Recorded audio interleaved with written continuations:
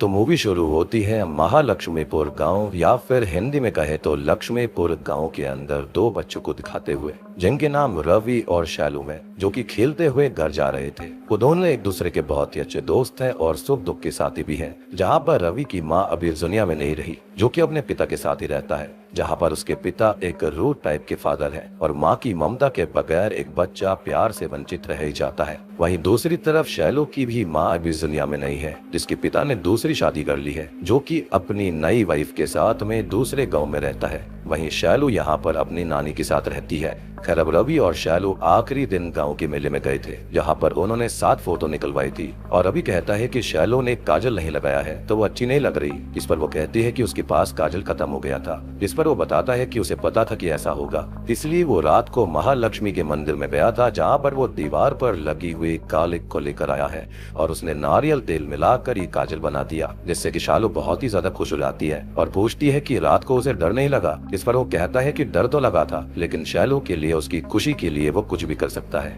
खैर, वो दोनों अपने घर के लिए जाने लगते हैं, लेकिन रास्ते में उन्हें कुएं के अंदर एक कुत्ते का बच्चा फंसा हुआ मिलता है और उसको देखकर उन दोनों का मन पिघल जाता है, जो कि उसे जैसे तैसे कर बचाकर बाहर निकाल लेते हैं और शैलू उसे अपने घर पर ले आती है। अब यहाँ शैलू की नानी के घर पर उसके पिता अपनी बीवी और बच्चे के साथ आए हुए थे, जो कि असल में अपनी बीवी के इशारों पर ही चलता है और उसी ने उन्हें शैलू को यहाँ पर छोड़कर दूसरे गाँव में रहने के लिए कहा था। साथ ही साथ शैलू के पिता को भी उससे ज्यादा प्यार नहीं था। अब वो लोग यहाँ पर असल में शैलू की नानी से उनकी बेटी यानी कि शैलू की माँ की जमीन बेचने की बात करने आए थे। इस पर नानी साफ मना कर देती है, एज उनकी बेटी ने वो जमीन शैलू के लिए, उसके भविष्य के लिए छोड़ी थी और वो जमीन वो शैलू को ही देगी। जिस पर वो उसे फोर्स करते हैं, लेकिन वो जमीन बेचने से मना कर देती है।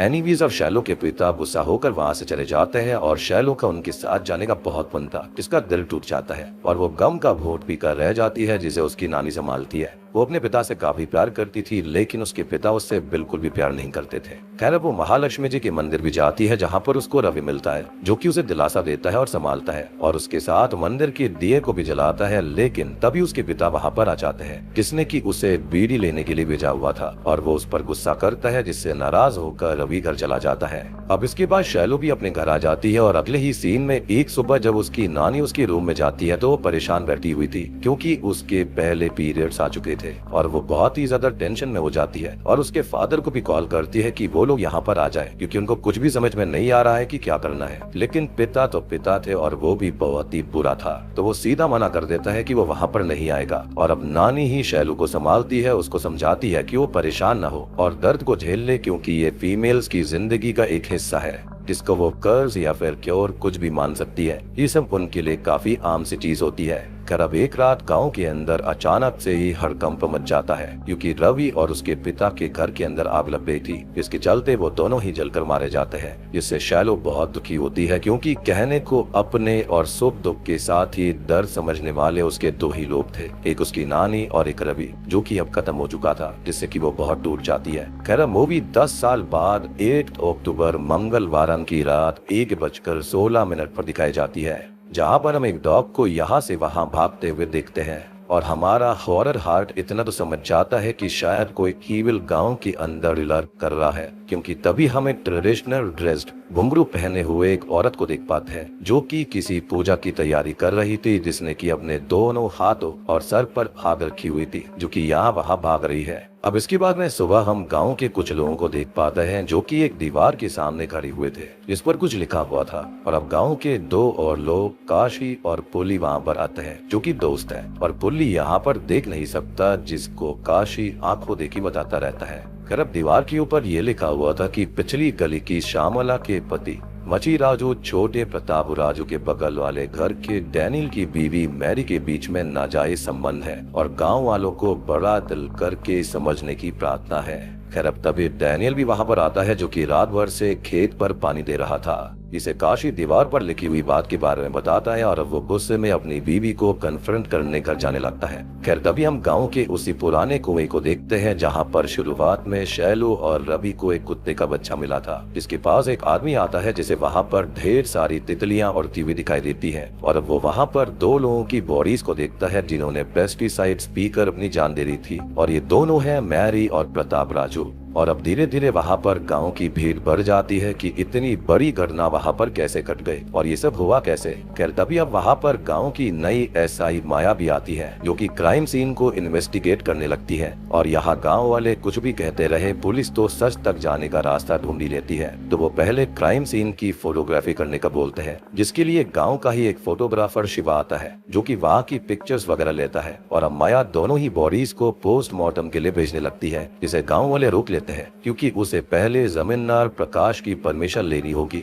जिसकी मर्जी के बगैर एक पत्ता भी यहाँ नहीं हिल सकता। अब तभी हम जमींदार प्रकाश को देख पाते हैं जो कि अपने पिता की फोटो के सामने खड़ा हुआ था और उन्हें नमन करता है और फिर अचानक से ही उसके ऊपर चप्पल मारने लगता है, क्योंकि वो एक बहुत ही भले आदमी हुआ करते थे जिन्होंने गांव की सेवा में काफी कुछ दान में दे दिया था। और प्रकाश के लिए बस ये घर और एक खटारा सी कार चोरी है जिस पर वो उनसे रूठा हुआ है और उनसे नफरत करता है, इसलिए हमेशा उनको खरी खोटी सुनाता रहता है।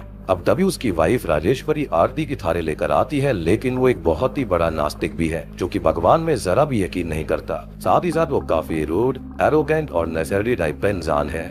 खैर वो क्राइम सीन पर आता है, सब कुछ देखता है और तभी माया उससे बात करती है कि उन्हें बॉडीज को पोस्टमार्टम के लिए भेजना होगा। इस पर वो साफ इनकार करते हुए ये कहता है कि ये एक सीधा साधा केस है, इन दोनों का चक्कर चल रहा था, किसी को वो पता चल गया होगा और उसने दीवार पर ये सब लिख दिया और शर्म के मारे दोनों ने पेस्टिसाइड्स पीकर अपनी जान दे दी। ये कोई मर्डर का एंगल है ही नहीं और यही लिखकर केस को क्लोज कर दिया जाए। और अब वो वहाँ से चला जाता है, यानी कि यहाँ पर वो अपने नवाबी दिखा रहा था। खैर तभी मैरी की बॉडी को बैरी कर दिया जाता है, वहीं प्रताप राजू की बॉडी का अंतिम संस्कार किया जाता है। और तभी हम किसी व्यक्ति को महालक्ष्मी माता का मुखौटा लगाए हुए उसकी चिता के पास खड़ा हुआ देख पाते हैं। खैर अगले सीन में हम काशी को देखते हैं जो कि गांव की एक शॉपकीपर लेडी नागमणि से फ्लर्ट करने की कोशिश कर रहा था और तभी पुली भी वहां पर आ जाता है। और अब वो दोनों गांव के डॉक्टर विश्वनाथम को देखते हैं जो कि अपने क्लिनिक जा रहे थे और वो उनके बारे में थोड़ी बहुत बात करते हैं कि वो एक समय पर बहुत ही आशिक मिजाज पर्सन हुआ करते थे और उनकी बेटी का भी काफी टाइम पहले ही देहांत हो गया था।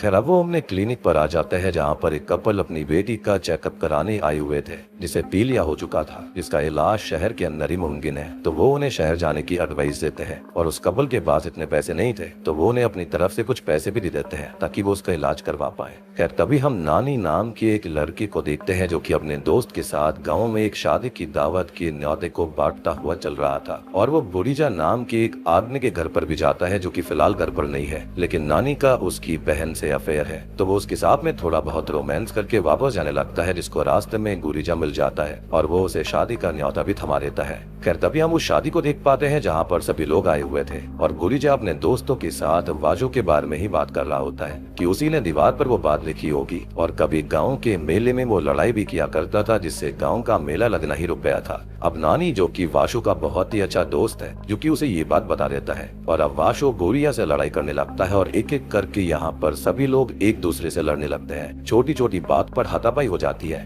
खैर अब इसी बीच राजेश्वरी वहाँ पर आ जाती है और जमींदार के डर से लड़ाई रुक जाती है, लेकिन उसके जाते ही सब फिर से लड़ना शुरू कर देते हैं और गांव के बड़े बुजुर्ग उन्हें जैसे तैसे रोकते हैं। खैर इसके बाद में हमें गांव के पंडित को दिखाया जाता है जहाँ पर उसकी बीवी गांव के मेले के बारे में बात करती है जो कि 2 साल से नहीं लग रहा था और पंडित ये बोलता है कि वो जमींदार से इसके बारे में बात करेगा। खैर अब वो जमींदार के पास जाता है, उससे मेला लगाने की बात करता है, चंदा मांगता है ताकि मंदिर की पेंटिंग वगैरह हो पाए, लेकिन जमींदार उसे खरी खोटी सुनाकर भगा देता है। हालांकि राजेश्वरी उसे रोककर कुछ पैसे देती है जिसे वो मेले के बारे में बात बताता है कि सोमवार रात को मेला शुरू हो जाएगा और मंगलवार रात को अखंड ज्योति जलाकर पूजा संपन्न की जाएगी क्योंकि महालक्ष्मी माता का पसंदीदा दिन मंगलवार ही है। खैर तभी प्रकाश राजेश्वरी के ऊपर काफी गुस्सा करता है कि उसने पंडित को पैसे क्यों दिए, जिस पर वो ये कहती है कि इस परिवार का सम्मान है जिसे उन्हें कायम रखना होगा और इसलिए उसने पैसे दिए हैं। खैर इसी बीच जब माया को देख पाते हैं जो कि कहीं जा रही थी और कांस्टेबल से इस केस के बारे में ही बातचीत कर रही थी कि तभी उसे केले के खेत के अंदर वही मास्क पहना हुआ व्यक्ति दिखाई देता है, लेकिन सडनली वो गायब हो जाता है और कांस्टेबल उसे माया का वहम बताता है।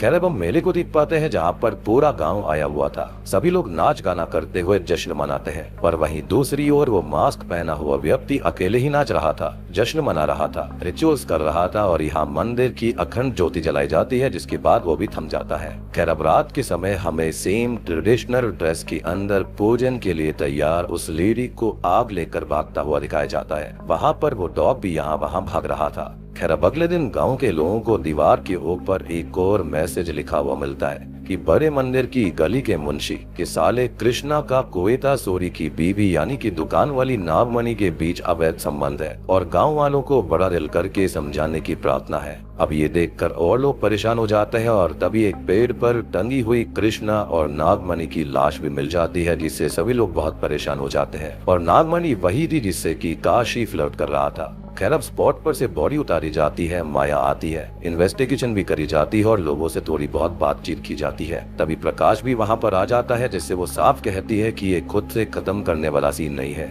बल्कि कोई उनके बीच है जो कि सबके बारे में जानता है और वही दीवार के ऊपर उनके बारे में लिखकर उनको खत्म कर रहा है। और ये तो खुद को खत्म करने वाला सीन है ही नहीं, क्योंकि मरने वालों के नीचे स्टूल्स या फिर ऐसा कुछ भी नहीं था, मतलब कि उन्हें किसी ने मार कर यहाँ पर लटका दिया। अब वो अपने कांस्टेबल से बात करती है और उसे सब पर शक था, ऐसा कोई तो कातिल है जो कि लोगों के बीच में छिपा हुआ है और वो उसे ढूंढ लेगी। लेकिन वो है भी बहुत ही ज्यादा शातिर, क्योंकि ना वो सबूत छोड़ता है और उसने मैरी की बॉडी को भी निकाल कर गायब कर दिया। हालांकि नागमणि और कृष्णा की बॉडी उनके पास है, जो कि फॉरेंसिक के पास भेज दी जाती है।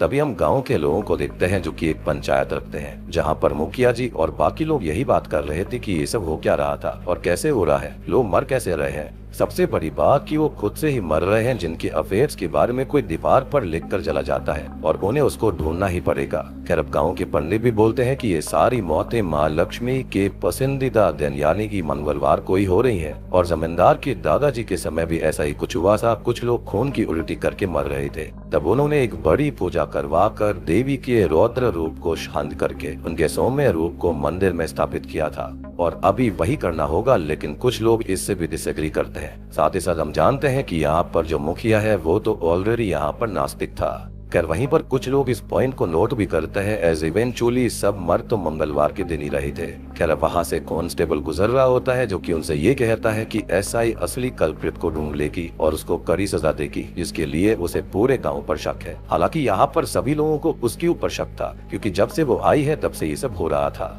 अब गांव के अंदर ऐलान करवा दिया जाता है कि कल मंगलवार है और अब मंगलवार को लोग मर रहे हैं, तो कोई भी अपने घर से बाहर ना निकले। और रात को भी लिखने वाले को ढूंढने के लिए एक टोली गांव के अंदर सब जगह घूमने लगती है, जिन्हें दीवार पर लिखता हुआ एक आदमी दिखाई देता है, जिसका वो पीछा करते हैं। और बहुत ज्यादा भाग दौड़ करने के बाद आखिरकार वो उसको पकड़ लेते हैं, जो कि असल में नानी होता है और इसे अब पुलिस स्टेशन भेज दिया जाता है। यहाँ पर डॉक्टर विश्वनाथ हम शहर से गाँव आते हैं, जो की अपने घर जा रहे होते हैं कि तभी उन्हें किसी लेडी की रोने की आवाज सुनाई देती है, जिसका वो पीछा करते हैं। तो गांव के पुराने कुएं के पास पहुंच जाते हैं, जहां पर उनको एक गोस्ट बैठी हुई मिलती है, जिसको देखकर वो बहुत डर जाते हैं और उनके मुंह से उसका नाम निकलता है, जो कि है शैलू। जी हाँ, यानी कि मूवी की स्टार्टिंग में हमने जिस शैलू को देखा था, वो शैलू अब हमको यहाँ पर दिखाई जाती है। और अब यहाँ से हम 18 महीने पहले की कहानी को देख पाते हैं। तो शैलू के बारे में तो हम जानते ही हैं कि वो अपनी नानी और उस डॉग के साथ रहा करती थी, जो कि उसको बचपन में कुएं में मिला था। और यही वो डॉग है जो कि अब काफी बड़ा हो गया था और जिस डॉग को हमने यहाँ वहाँ भागते हुए देखा था, वो यही डॉग था। खैर हम ये देखते हैं कि शैलू बड़ी हो चुकी है और कॉलेज पढ़ने जाती है, जहाँ पर उसकी मुलाकात मदन नाम के एक प्रोफेसर से होती है, जिसको मन ही मन चाहने लगती है और उनके बारे में ही सोचने लगती है। खैर अब शैलू को एक अजीब तरह की प्रॉब्लम है, जिसके अंदर उसे दौरे पड़ते हैं। उसका शरीर कांपने लगता है, तड़पने लगता है, उसकी नसें तेज हो जाती हैं और उसे विजन्स में ढेर सारी बटरफ्लाईज उड़ती हुई दिखाई देती है, लेकिन जैसे तैसे वो खुद को नॉर्मल करती है।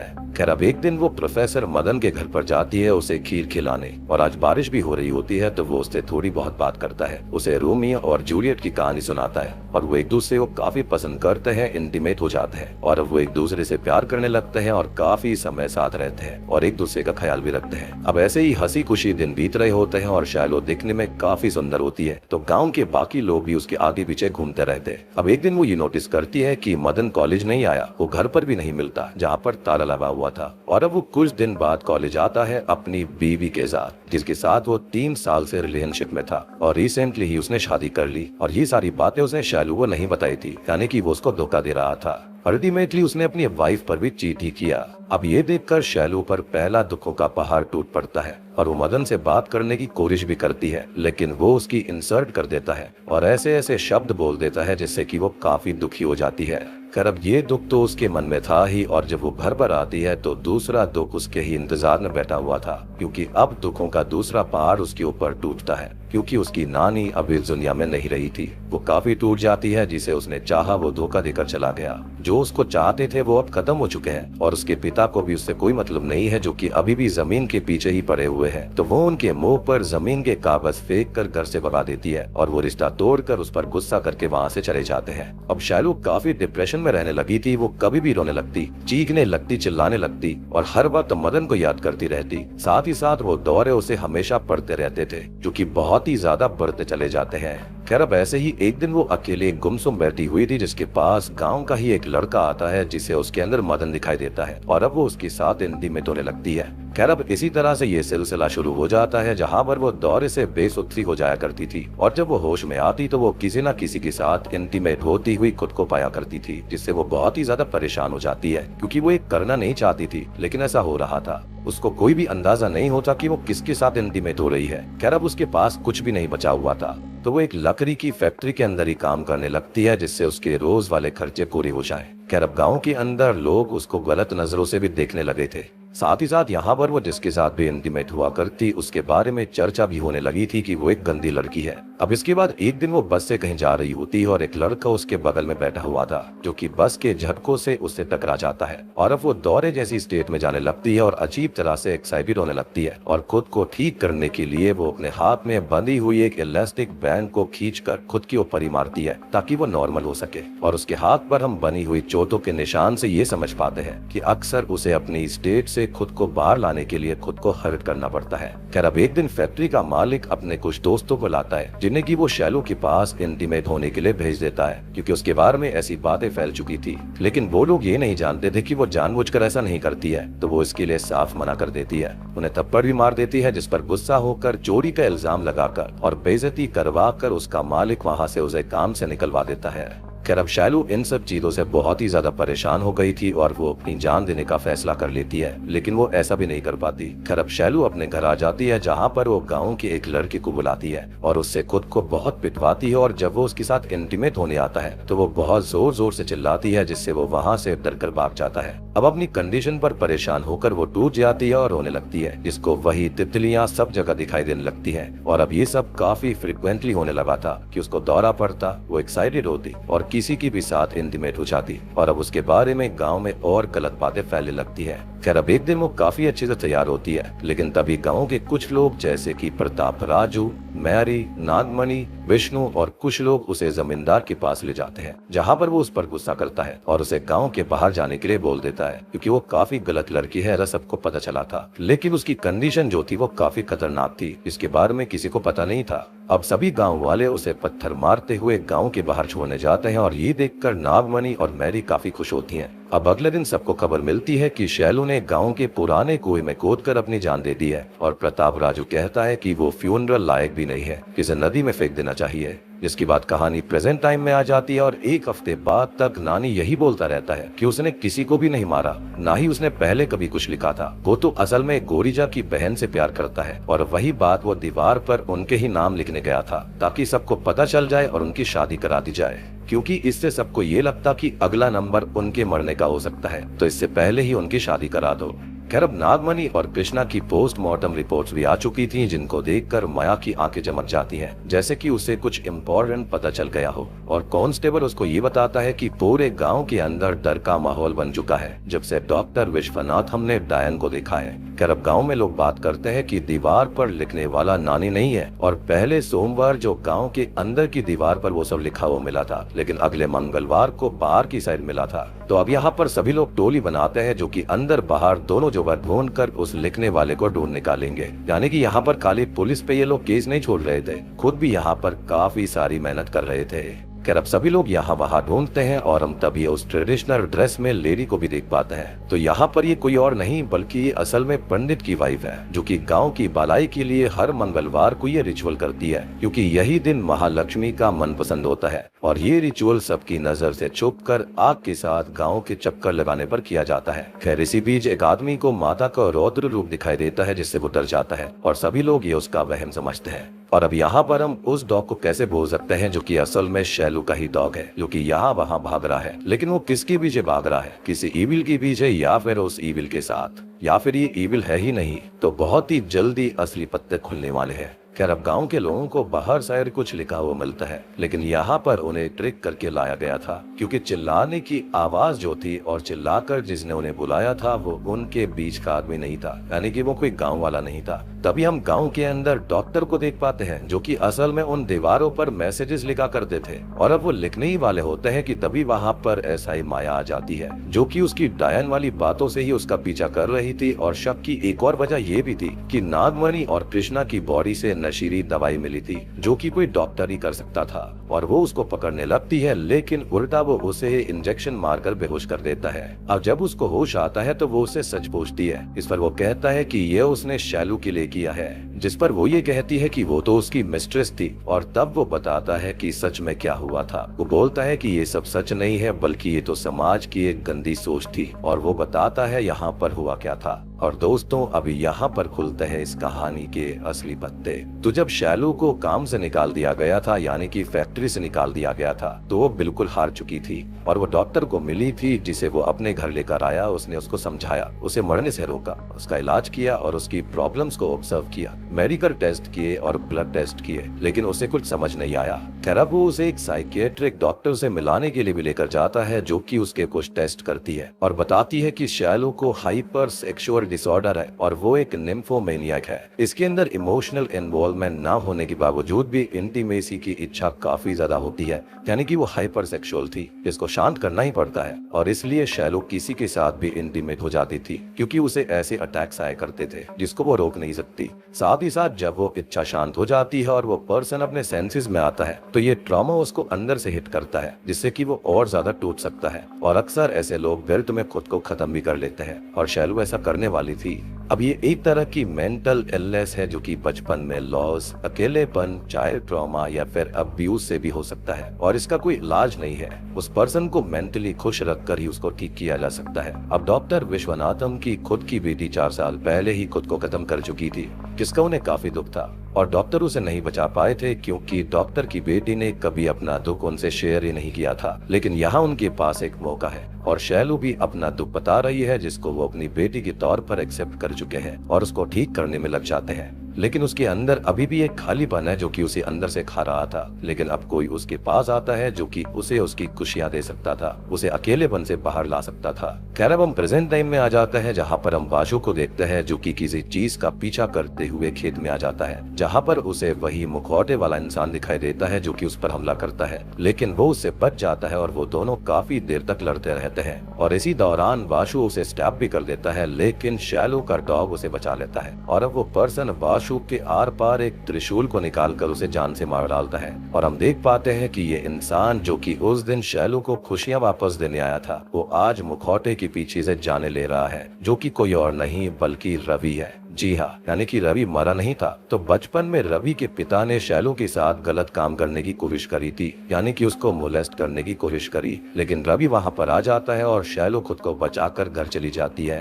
यानी कि आप देख रहे हो कि शैलू के साथ बचपन से ही ट्रॉमा होते आ रहे थे, और इसलिए ही उसको ये इलनेस हो गई थी। खैर अब रवि इस बात पर बहुत गुस्सा था, और वो अपने पिता को पीट कर जान से मार डालता है। घर में आग लगा देता है, जिसके अंदर उसके चेहरे पर भी दाग लग जाता है। खैर अब वो मंदिर जाता है, जहाँ पर वो रोने लगता है, और उसके पास माता का एक मुखौटा उड़कर आ जाता है, जिसको वो अपनी पहचान बना लेता है। और अब वो अंधेरों में सबसे दूर गुमनाम रहने लगता है, और शैलू को हमेशा देखता, उसकी फिक्र करता और ख्याल रखने की कोशिश करता रहता, जो कि अपने पिता की इस गंदी हरकत से शर्म में आकर उसके सामने आज तक नहीं आ पाया था। फिर डॉक्टर विश्वनाथम फाइनली उसे शैलू से मिला देते हैं, जो कि उसे देखकर बहुत खुश थी और दुखी भी थी कि अब वो पवित्र नहीं रही, लेकिन वो कहता है कि उसके लिए वो हमेशा पवित्र रहेगी और वो उससे शादी करना चाहता है। खैर अब अगले दिन वो विश्वनाथम के साथ शहर जाता है शादी का सामान लेने के लिए, और इसी बीच गांव के लोग शैलू को मारकर बाहर निकालते हैं। आपने एक चीज और नोटिस करी होगी कि वो तैयार हो रही थी, और तभी उसको यहाँ पर कई सारे लोग लेने आए थे, जो कि उसको सरपंच के पास लेकर गए थे। तो वो शादी की तैयारी में ही लगी हुई थी। सबने ये कहा था कि उसने खुद को खत्म कर लिया था, लेकिन दोस्तों अभी यहाँ पर खुलते हैं इस कहानी के एक और असली पत्ते। तो असल में उसने खुद को नहीं मारा था, बल्कि उसे 6 लोगों ने मिलकर मारा था, जो कि थे प्रताप राजू, मैरी, नागमणि, कृष्णा, वाशु, जिसे अभी तक रवि खत्म कर चुका है, और आखिरी है सरपंच की बीवी, जिसको अब तक सभी देवी मानकर उसके आगे झुकते हैं, यानी कि राजेश्वरी, जो कि अब मारी जाएगी। खैर अब ये सब बातें प्रकाश भी सुन लेता है और वो घर जाकर अपनी बीवी को कन्फ्रंट करता है, जिसको वो स्टैप कर देती है, लेकिन वो उसे और बावर कर देता है और उससे सच पूछता है। तो राजेश्वरी का अफेयर असल में वाशु के साथ था और एक दिन शैलू ये सब देख लेती है, जिसे रास्ते से हटाने के लिए वो एक प्लान बनाती है, जिसके अंदर वो उसके लिए काम करने वाले लोगों यानी कि प्रताप, मैरी, नागमणि और कृष्णा को तैयार करती है और वो सब शैलू के खिलाफ गाँव के अंदर गंदी गंदी बातें फैलाते हैं ताकि वो उसके साथ कुछ भी कर दे और सब इस बात पर यकीन भी कर लेंगे कि वो तो थी ही गलत लड़की, उसके साथ ऐसा ही होना चाहिए था। और फिर जब वो तैयार हो रही थी तो उसको सरपंच के सामने पेश किया जाता है। वो उसे बाहर निकाल देता है, जो कि हमेशा के लिए जा ही रही थी, जिसे रवि से शादी करे रही दूर जाना था। अब वो बहुत रोती है, गिड़गिड़ाती है, रहम की भीख मांगती है, लेकिन वो लोग उसे पकड़कर जान से मार कर कुएं में फेंक देते हैं ताकि राजेश्वरी का राज कभी किसी के सामने न आए। अब यहाँ पर जो प्रकाश था उसका नेचर कैसा भी हो, वो भगवान को माने ना माने, वो रूल्ड हो, एरोगेंट हो, लेकिन उसकी नीयत बिल्कुल सही थी। तो वो राजेश्वरी के पापों की सजा देने उसे जलाकर खत्म कर देता है। और यहाँ पर हम रवि को भी देख पाते हैं, जो कि खुद काफी इंजर्ड हो गया था और अब वो शैलू को याद करते हुए कुएं में कूदकर खुद की जान ले लेता है। वो उसे बहुत ही ज्यादा प्यार करता था। खैर अब अगले दिन पूरा गाँव प्रकाश के घर आता है और माया भी वहाँ पर आती है और पूछती है कि राजेश्वरी कैसे मारी गई, जिस पर वो कहता है कि गाँव की भलाई के लिए उसने खुद की आहुति देकर खुद अपने आप को माता को सौंप दिया है। और अब सभी गांव वाले उसके लिए रोने लगते हैं, उसकी जय जयकार करने लगते हैं। अब अगले दिन में डॉक्टर विश्वनाथम उससे ये पूछता है कि उसने झूठ क्यों बोला, जिस पर वो कहता है कि अगर वो उसका सच बता रहता तो गांव के लोग जो राजेश्वरी को देवी मानते हैं उनका विश्वास भगवान से उठ जाता, और अगर विश्वास टूटता तो भगवान के ऊपर से प्रेम, भाव और भक्ति भी खत्म हो जाती, इसलिए उसने सच को छुपा दिया। लेकिन यहाँ पर आपके मन में एक सवाल और आया होगा कि उस दिन जब शैलू मारी गई थी तो उस दिन ना ही डॉक्टर गाँव के अंदर थे और न ही रवि गाँव के अंदर थे, तो उनको ये बातें कैसे पता चल गई कि उसे किसने मारा था और बदला किससे लेना है। तभी यहाँ पर डॉक्टर स्माइल करते हैं और हम ये देख पाते हैं कि पुली असल में कभी अंधा था ही नहीं, वो बस नाटक करता है ताकि उसे फाइनेंशियल सपोर्ट मिलता रहे। और उस दिन वो कुएं के पास बैठकर शराब पी रहा था, यानी कि जब लोगों ने शैलू को मारा था, और उसने सारी चीजें देख ली थी और अगले दिन उसने रवि और विश्वनाथम को सारा सच बता दिया था। तो इस तरह से उनको सच पता चल गया था और उन्होंने यहाँ पर बदला लिया। इसी के साथ में मंगलवारम मूवी यहीं पर खत्म हो जाती है। तो दोस्तों ये थी मंगलवारम फिल्म की कहानी। उम्मीद करता हूँ कि आपको पसंद आई होगी। देखो मेरे लिए ये पर्सनली इस साल की one of the best horror thriller mystery movie है। बाकी सारी चीजें मैं आपको एक्सप्लेनेशन के दौरान ही समझा दी हैं। उम्मीद करता हूँ कि आपको वीडियो पसंद आई होगी। पसंद आई है तो वीडियो को लाइक कर देना, चैनल के ऊपर नए हैं तो सब्सक्राइब कर लीजिए।